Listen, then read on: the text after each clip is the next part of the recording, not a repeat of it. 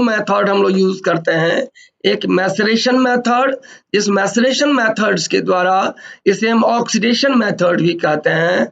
ये oxidation method के द्वारा कोयले को मैसरेट करके, मतलब ऐसे समझिए जो कोयला को नाइट्रिक एसिड डाल के गला के, ऐसे समझिए मैसरेट करके उससे स्पोर्स एंड पॉलन ग्रेन्स को निकाल के फिर उसको स्कैनिंग करके फिर उसको स्लाइड बना के हम माइक्रोस्कोप के अंदर देखते हैं। और ये जो माइक्रोन्स, ये जो हमारा स्पोर्स एंड पॉलन ग्रेन्स होते हैं, इसका जो साइज होता है वह लेस देन 400 माइक्रोन्स होते हैं, लेस देन 400 मैस होते हैं।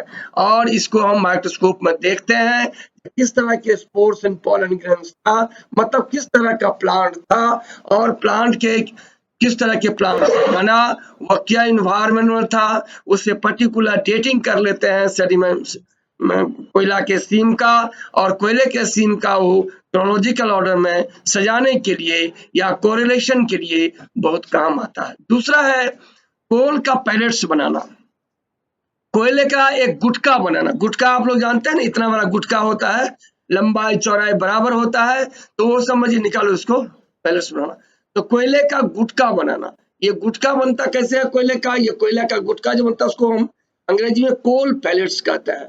तो ये कोयले का यदि आपको देखना है जो कोयले में कौन कौन सा प्रकार का ऑर्गेनिक सब्सटेंस है या कौन कौन प्रकार का इनऑर्गेनिक सब्सटेंस है, इसके लिए कोयले को रिफ्लेक्टिंग माइक्रोस्कोप में अध्ययन किया जाता है। Reflecting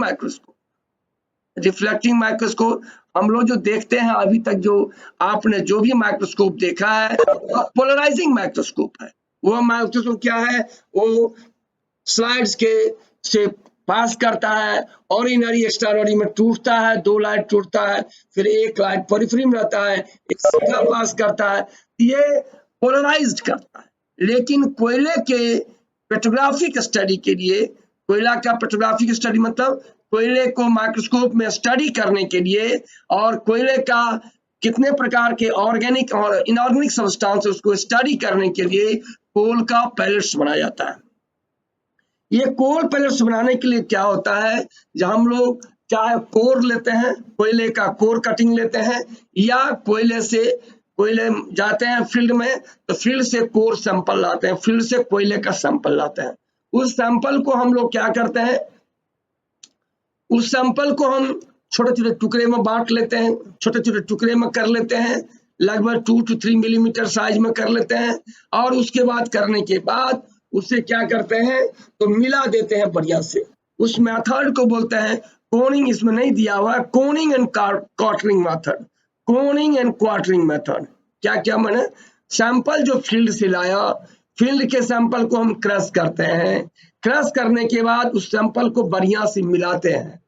mixing the samples after small fragments of samples, first you कोयला को पहले एक बनाने के तहत कोल सैंपल लाते हैं, उसको वॉश करते हैं, वॉश करने के बाद सुखाते हैं, सुखाने के बाद कोल सैंपल के क्या करते हैं, फिर क्रश करते हैं, क्रश करने के बाद उस कोयले को हम लोग बढ़िया से मिक्स कर लेते हैं, ऐसे ऐसे ऐसे ऐसे मिक्स कर लेते हैं। और उसके बाद कोनिंग एंड क्वार्टरिंग मेथड से मिक्स करते हैं। कोनिंग क्वार्टरिंग मतलब क्या होता है, ऐसे गोला सा कोल सैंपल को बना लेते हैं, जिसे बोलते हैं कोन बनाना, और फिर 4 भाग में उसको बांट देते हैं, समझे, उसे बोलते हैं क्वार्टरिंग, समझे ना। So coal samples are thoroughly mixed. First you crush the coal samples, then thoroughly mixed, and the mixed samples are again by coning mixed by coning quartering method. तो क्वार्टरिंग मेथड से क्या करते हैं, आधे sample को हम preserve कर लेते हैं, 4 भाग सैंपल का हो जाता है, क्वार्टरिंग में 4 भाग सैंपल कर देते हैं, और आधा सैंपल को हम सेव कर लेते हैं, और आधे सैंपल को हम कोल पेट्रोग्राफिक स्टडी के लिए निकाल लेते हैं। वो जो आधे सैंपल लेते हैं, उस सैंपल का 200 ग्राम लगभग सैंपल लेते हैं, और उसमें लगभग 90% एराल्डाइड और 10% जो होता है कीटोन पेरोक्साइड जो होते हैं मिलाते हैं, ठीक है। एराल्डाइड जो होता है वो क्या करता है, वो जो है बाइंडिंग का काम करता है, एक दूसरे के ग्रेन को बांधता है, और ये जो कीटोन होते हैं उसमें हार्डनेस देता है, क्या करता है, हार्डनेस देता है, और उसको क्या बने, एक लई जैसा बन जाता है। जब इसमें ये डालिएगा एरल्डाइट एंड पेरोक्साइड, एक लई जैसा हो जाता है एकदम, वो जो क्या कहते हैं आटा का जो लई बनाते हैं उस लई की जैसा होता है, समझे ना। और लई के बाद बनने के बाद उसको हम एक मॉडलर में डालते हैं, जो कोल का पैलेट्स का एक मॉडलर होता है, जैसे कि जितना लंबा है उतना चौड़ाई का पैलेट्स बनाना है, उस पैलेट्स का एक मॉडलर होता है, उस मॉडलर में उसको कोड कर देते हैं। क्या करते हैं, ये samples are mixed with the 90% araldite and 10% peroxide, and then it is heated on the stoves, and after heating a paste are formed, that paste are poured in modular, so na modules, ऐसे समझिए modules, and the modules are pressed by upper surfaces and left for the cooling, उसको क्या करते हैं, modeller को cool करने के लिए छोड़ देते हैं, तो कूल करने के बाद वो धीरे धीरे उसको निकाल लेते हैं मोल्ड को, वो कोयले का मोल्ड निकल जाता है, क्लियर है, निकल गया, कोयला का मोल्ड निकल गया। अब आप सोचिए कोयला का ग्रेन में यदि एरल्डाइट डाल देंगे तो क्या हो गया, एरल्डाइट मतलब गोंद जैसा होता है, गोंद समझिए वही गोंदे होता है, गोंद डाल देंगे तो क्या होगा, कोयले के जो छोटे छोटे ग्रेन होते हैं वो भीतर ही रह जाएंगे और गोंद चारों तरफ से उसमें लग जाएंगे, गोंद चारों तरफ से क्या होंगे, लग जाएंगे। तो भाई उसको तो नहीं ना हम देखेंगे, इसीलिए क्या कहते हैं, वो चारों कोयले के जो भीतर में ग्रेन रहते हैं उसके चारों तरफ जो है एरल्डाइट क्या होता है, निकल जाता है।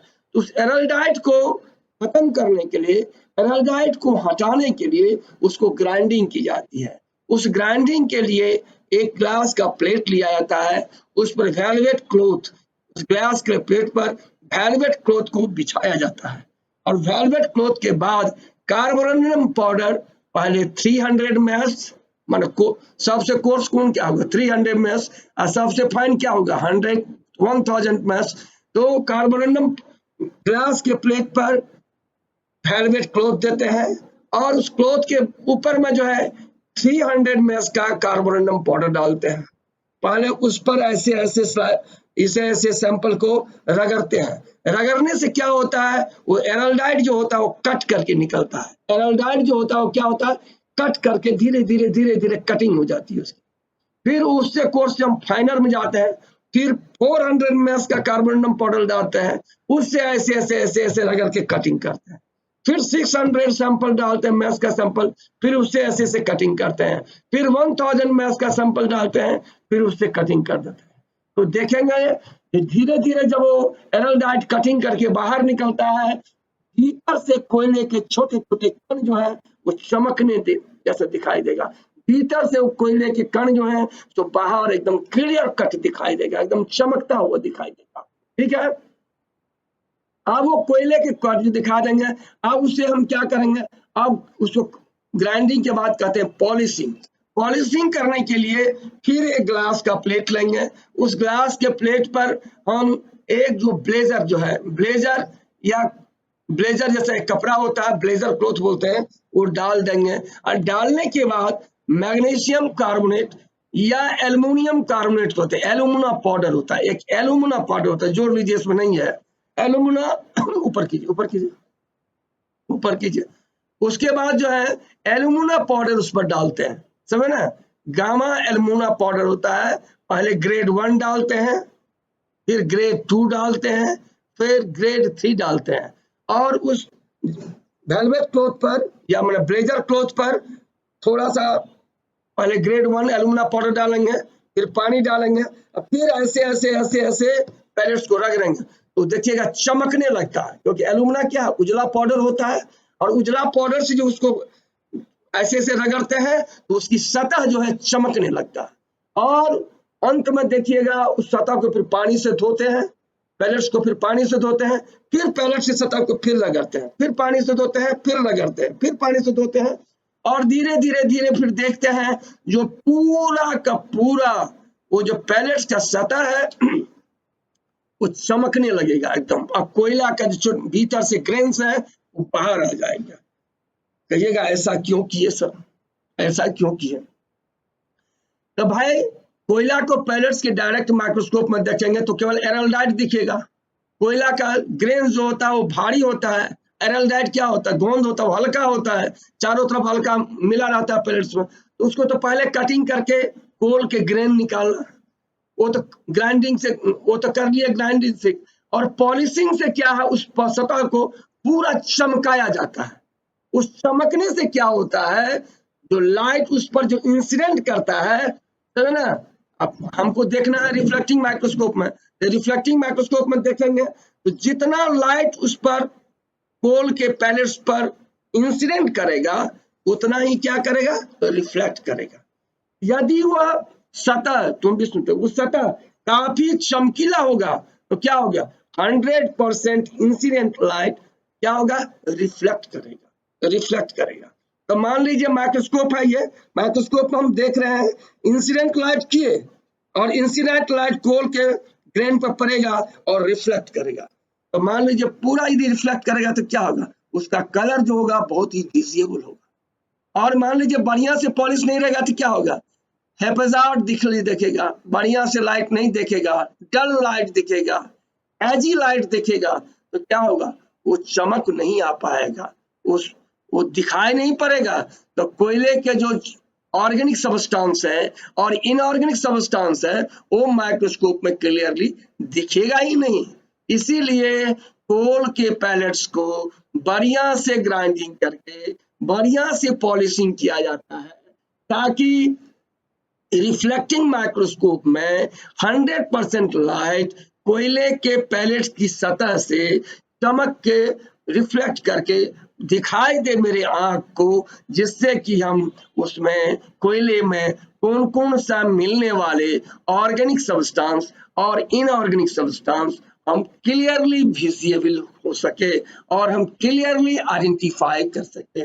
समझिए ना, है? और इसलिए हम कोल पैलेट्स बनाते हैं। फिर जो हम मान लीजिए जो मैसेज हमको अच्छा लगता है उसकी फोटोग्राफी कर लेते हैं और फोटोग्राफी करके फिर हम लोग अपने प्रोजेक्ट वर्क में या आगे के काम के लिए, this is the methodology for the formation for the making of coal pellets for the study of minerals and minerals present in the coal। Clear है, समझे आप लोग? आप लोग समझे? कोई बोलता ही नहीं, एकदम साइलेंट हो जाता है। Yes sir. आप लोग समझे? Yes sir. Yes sir. अब आप आइए, जब कोल के पैलेट्स को लेकर जब माइक्रोस्कोप में रिफ्लेक्ट, आप जब डिपार्टमेंट आइएगा तो हम दिखाएंगे किस तरह के माइक्रोस्कोप में स्टडी होती है। कोल लेबोरेटरी में ये माइक्रोस्कोप है, आपको निकाल के दिखाएंगे हम। तो जब कोल पैलेट्स में रिफ्लेक्टिंग माइक्रोस्कोप में कोल पैलेट्स को रखा जाता है और फिर स्टडी करते हैं तो देखते हैं दो चीज, कोयला में क्या क्या प्रेजेंट होता है, इनऑर्गेनिक सब्सटेंस और इनऑर्गेनिक सब्सटेंस। निकाल भाई, ऑर्गेनिक सब्सटेंस और इनऑर्गेनिक सब्सटेंस। क्लियर है, समझ गए? तो अब आप ध्यान रखिए, एकदम बहुत बढ़िया से सुनिए। Visible microscopic visible organic components in coal samples are known as a minerals। minerals क्या है? कोयला, कोल के पैलेट्स को, कोल के सैंपल को जब रिफ्लेक्टिंग माइक्रोस्कोप के अंदर देखते हैं तो उसके ऑर्गेनिक सब्सटेंस जो विजिबल होते हैं उसे हम मिनरल्स कहते हैं, और जो इनऑर्गेनिक सब्सटेंस विजिबल होते हैं उसे हम मिनरल्स कहते हैं। Remember it, when you see the coal samples under the reflecting microscope, we will see two type thing. One is organic, another is inorganic. The inorganic substance visible under the microscope is known as a minerals, and inorganic substance visible under the microscope is known as a minerals। Clear? So कोयला के sample को जब reflecting microscope में देखेंगे तो organic और inorganic substance visible होता है। ऑर्गेनिक सब्सटेंस को हम मिनरल्स कहते हैं और इनऑर्गेनिक सब्सटेंस को हम मिनरल कहते हैं। इसीलिए कोयले में जब माइक्रोस्कोप में कोयले को देखते हैं तो जितने भी visible organic that is minerals and inorganic that is minerals रहते हैं, सभी विजिबल होते हैं, तो है ना। और इस तरह से हम देखते हैं कि किसी कोयले सैंपल में मिनरल्स कितने हैं, मान ऑर्गेनिक सब्सटेंस कितने हैं और इनऑर्गेनिक सब्सटेंस कितने हैं, ठीक ना। और इसके आधार पर हम कैलकुलेट करते हैं। ये बहुत इंपॉर्टेंट चीज है, व्हाट इज मिनरल्स, ठीक है। अब आता है जो माइक्रोलिथोटाइप्स क्या है, ये भी आप लोगों के सिलेबस में है। माइक्रोलिथोटाइप्स क्या है? अब ये मिनरल्स और माइक्रोलिथोटाइप्स केवल ये है, अभी आगे पढ़ाएंगे क्या क्या है।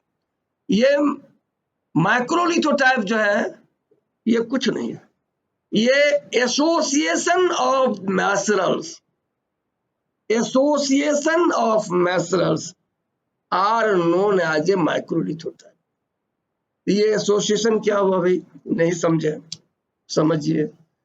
तो डायमेंशन होता है, कोई भी मिनरल जिसका साइज लेस देन 50 माइक्रोन होता है, 50 माइक्रोन होता है, उसे मिनरल्स कहते हैं, क्लियर है।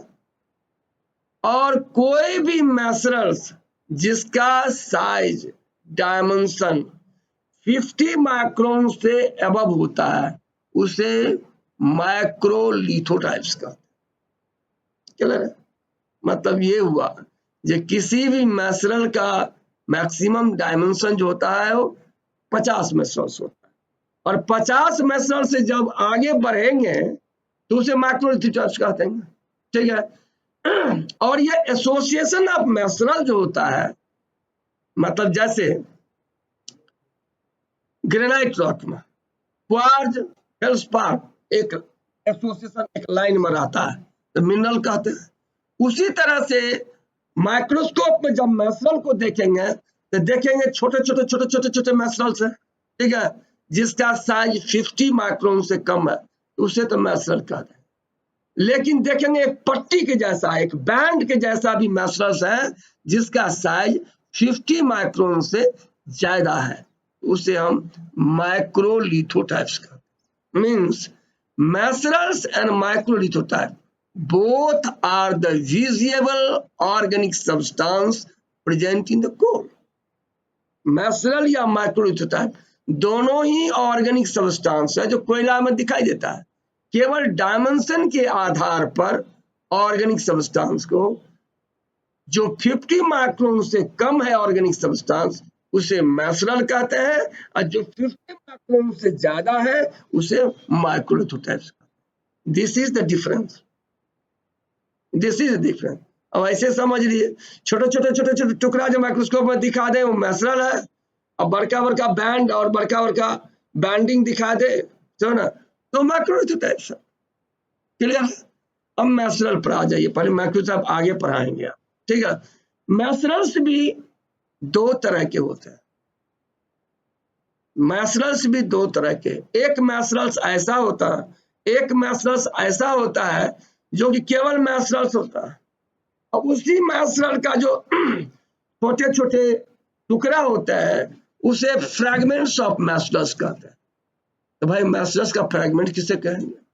मैंने कहा 50 माइक्रोन से नीचे जो है वो मिनरल्स है, लेकिन जो मिनरल्स का फ्रैगमेंट्स लेस देन 10 माइक्रोन होगा, लेस देन 10 माइक्रोन होगा, उसे हम माइक्रो फ्रैगमेंट्स कहते हैं, उसे हम मिनरल फ्रैगमेंट्स कहते हैं, उसे हम मिनरल फ्रैगमेंट्स कहते हैं। इसलिए मिनरल डायमेंशन के मुताबिक ऐसे समझ रहे, एक को हम मिनरल कहेंगे जिसका साइज लेस देन 50 माइक्रोन, लेकिन यदि लेस देन 10 माइक्रोन हो मिनरल का साइज तो उसे हम micro fragments mineral, micro fragments mineral कहेंगे, क्लियर है।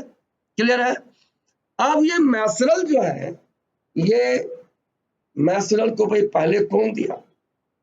तो मैसरल का नोमेनक्लेचर जो है या मैक्रोलिथोटाइड का नोमेनक्लेचर जो है सबसे पहले स्टोप्स एंड हार्लिन ने दिया। स्टोप्स एंड हार्लिन ने दिया, ठीक है। और ये स्टोप्स हार्लिन तो दे दिया है, उसके बाद पूरे वर्ल्ड के कोल पेट्रोग्राफर लोग एक कमिटी बनाई, एक कमिटी बनाया, जो कमिटी 1963 में 1963 में बताया, और जिसे कहा गया International Committee for Coal Petrology, ICCP, International Committee of Coal Petrology. यह 1963 में बना और उसने हार्लिन और स्टोप्स के द्वारा जो मैसरल एंड मैक्रोलिथोटाइड उसकी मान्यता दिया 1963 में। इसको कहते हैं ICCP, International Committee for Coal Petrology. तो nomenclature of mesrals and macrocytide was given by Stopes and Harlin, and that is approved by the ICCP, that is International Committee for Coal Petrology, in 1963. Again, this ICCP nomenclature has changed into International Committee for Coal and Organic Petrology. International Committee for Coal and Organic Petrology. और ये कब हुआ? ये हुआ 1971 में, 1975 में, 1993 में और 1994 में। 1994 में हुआ, ठीक है। तो मैंने क्या कहा? ऑर्गेनिक सब्सटेंस को मैसरल और मैक्रोलिथोटाइड जो पहले कहा वह स्टोप्स एंड हार्लिन ने कहा, और उसको जो है ICCP ने मान्यता दिया 1963 में। और यह 1963 में तो दिया, उसका नाम था International Committee for Coal Petrology. पुनः यह नोमेनक्लेचर 1971 में, 75 में, 93 में, 94 में बदल गया, जिसका नाम दिया International Committee for Coal and Organic Petrology. International Committee for Coal and Organic Petrology. और यह हुआ International Committee for Coal and Organic Petrology 1971, 75 और 1993 में हुआ, ठीक है, ठीक है। तो ये मैसरल्स क्या है, मैक्रोलिथोटाइड्स क्या है, या नोमेनक्लेचर कहाँ से हुआ, या कैसे? आगे बढ़ाइए।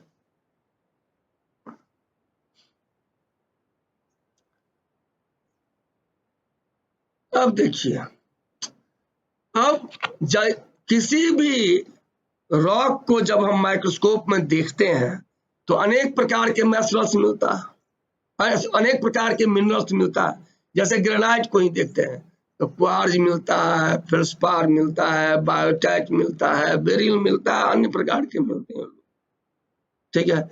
उसी प्रकार जब रिफ्लेक्टिंग माइक्रोस्कोप में कोल पैलेट्स को देखते हैं तो ऑर्गेनिक सब्सटेंस दैट इज मैसरल दिखाई देता है। और यह मैसरल का भी 3 ग्रुप होता है, मैसरल का भी 3 ग्रुप होता है। एक होता है विटिनाइट ग्रुप ऑफ मैसरल्स, दूसरा होता है लिप्टिनाइट ग्रुप ऑफ मैसरल, और तीसरा होता है inertinite group of maceral. Means, though when you see the coal pellets under the microscope, we will see there are 3 type of mesrals are mainly visible. One is vitinite, another is liftinite या exenite, and third one is inertinite. Clear है? That is a mesral group. जैसे कि हम लोग क्या करते हैं, जैसे हम लोग मानते हैं जो feldspar group, pyroxene group, olivine group, mica group बनाते हैं ना, उसी तरह से मैसरल भी 3 ग्रुप में होते हैं, विटिनाइट ग्रुप, लिप्टिनाइट ग्रुप और इनर्टिनाइट ग्रुप। और यह मैसरल ग्रुप जो है पुनः मैसरल और सब मैसरल में बटा रहता है। जैसे फेल्सपार में क्या होता है, फेल्सपार में क्या होता है, ऑर्थोक्लेज होता है, माइक्रोक्लीन होता है, एल्बाइट होता है, ओलिकोज होता है, फेल्सपार ग्रुप। वैसे विटिनाइट ग्रुप में भी 3 मैसरल ग्रुप होते हैं, टेलिनाइट, कोलिनाइट और विट्रोरेटिनाइट। और ये टेलिनाइट का भी सब मेस्टल, 2 सब मेस्टल होते हैं, टेलिनाइट 1, टेलिनाइट 2। कोलिनाइट के भी 4 मेस्टल सब मेस्टल होते हैं, that is telocollinite, gelocollinite, desmocollinite and corpocolinite, and vitroretinite has no submestals. Clear? No submestals. तो मैंने क्या कहा, ये 3 तरह के ग्रुप ऑफ मेस्टल्स होते हैं, विटिनाइट, लिप्टिनाइट और इनर्टिनाइट। विटिनाइट मेस्टल ग्रुप के भी पुनः 3 मेस्टल में बढ़ता है, टेलिनाइट, कोलिनाइट, विट्रोरेटिनाइट। और टेलिनाइट के भी 2 सब मेस्टल्स होते हैं, टेलिनाइट 1, टेलिनाइट 2। और कोलिनाइट भी 4 तरह के होते हैं, टेलोकोलिनाइट, जेलोकोलिनाइट, डेस्मोकोलिनाइट और कॉर्पोकोलिनाइट। और विट्रोरेटिनाइट का भी कोई सब मेस्टल्स होते हैं, ये केवल मेस्टल्स नहीं होते। इसी तरह से लिप्टिनाइट जो होते हैं उसके भी अनेक प्रकार के मेस्टल्स होते हैं। एक होते हैं स्पोरिनाइट, दूसरा होते हैं क्यूटिनाइट, तीसरा होते हैं रेजिनाइट, फिर एल्जिनाइट, सुवेरिनाइट, लिप्रोडेट्रिनाइट, फ्लोरिनाइट, बिटुमिनाइट, एक्सड्यूडेटिनाइट। बहुत आसान है, ध्यान रखिएगा, कोई गड़बड़ाने की बात है। स्पोरिनाइट, क्यूटिनाइट, रेजिनाइट, एल्जिनाइट, सुवेरिनाइट, लिप्रोडेट्रिनाइट, फ्लोरिनाइट, बिटुमिनाइट और एक्सुडेटिनाइट। क्लियर है? अब ये एल्जिनाइट, अब स्पोरिनाइट 4 तरह के होते हैं। यह है टेनोस्पोराइट, टेसिस्पोराइट, मैक्टोस्पोराइट और मैक्टोसिस्पोराइट। ये सब बताएंगे, चिंता नहीं करना, सब समझ जाइएगा, आप लोग सब समझ जाइएगा। डिपार्टमेंट में रहते थोड़ा माइक्रोस्कोप में दिखाते, फोटो दिखाते हैं, क्योंकि आप लोग घर पर हैं इसलिए फोटो तो नहीं दिखा सकते हैं, लेकिन ये करा सकते हैं, ठीक है। तो स्पोरिनाइट भी 4 तरह की। कितना टाइम बच गया? हाँ, तो इसको सब नोट कर लोगे, ये होमवर्क है, सबको रट के आना है। स्पोरिनाइट 4 तरह के हैं, फिर क्यूटिनाइट है, फिर रेजिनाइट है, फिर एल्जिनाइट है। एल्जिनाइट भी 2 तरह के हैं, पीला एल्जिनाइट और रेनुस्चिया बोलते हैं इसको, REINSCH,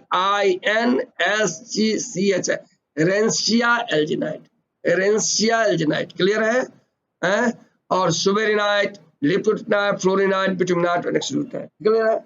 इसी तरह से इनर्टिनाइट जो होते हैं वो भी, उनके भी बहुत सारे सब मेस्टल्स होते हैं, जैसे मैक्रिनाइट, सेमीफ्यूजिनाइट, फ्यूजिनाइट, स्क्लोटिनाइट, इनर्टोरेटिनाइट। क्लियर है? फ्यूजिनाइट के भी 2 भाग होते हैं। फ्यूजिनाइट के 2 सब मेस्टल्स होते हैं, पायरोफ्यूजिनाइट और डिग्रेडोफ्यूजिनाइट। और स्क्लोटिनाइट का भी 2 तरह के स्क्लोटिनाइट होते हैं, फंगोस्क्लोटिनाइट और रेजिनोस्क्लोटिनाइट। क्या बोला मैंने? रेजिनाइट मेस्टल जो होते हैं वो 6 तरह के मेस्टल्स होते हैं, मैक्रिनाइट, सेमीफ्यूजिनाइट, फ्यूजिनाइट, स्क्लोटिनाइट, इनर्टोरेटिनाइट। फ्यूजिनाइट के भी 2 सब मेस्टल्स होते हैं, इसके होते हैं पायरोफ्यूजिनाइट, डिग्रेडोफ्यूजिनाइट। और स्क्लोटिनाइट का फंगोस्क्लोटिनाइट, रेजिनोस्क्लोटिनाइट। मिक्रिनाइट का कोई सब मेस्टल नहीं होता है, मैक्रिनाइट का कोई सब मेस्टल्स नहीं होता है, सेमीफ्यूजिनाइट का कोई सब मेस्टल्स नहीं होता है, इनर्टोरेटिनाइट का कोई सब मेस्टल्स नहीं। ठीक है? और ये चार्ट जो है दिया हुआ, आगे बढ़िए, ये 1990 तक 1994 में जो है विटिनाइट मेस्टल्स को फिर एक क्लासिफिकेशन आईसीसीपी ने दिया है, जिसमें दिया है जो मेस्टल सब ग्रुप और मेस्टल, ऐसे उलट दिया है, इसको मेस्टल ग्रुप बनाया है फिर मैथ्यूरल सब ग्रुप बनाया है और फिर मैथ्यूरल बनाया है। ठीक है, तो टैलोविट्रिनाइट इसमें किया है 3 तरह के, टैलोविट्रिनाइट, जेलोविट्रिनाइट, डेट्रोविट्रिनाइट। टैलोविट्रिनाइट, जेलोविट्रिनाइट और डेट्रोविट्रिनाइट। टैलोविट्रिनाइट भी 2 तरह के हैं, टेलिनाइट और कोलोटेलिनाइट और जेलिनाइट।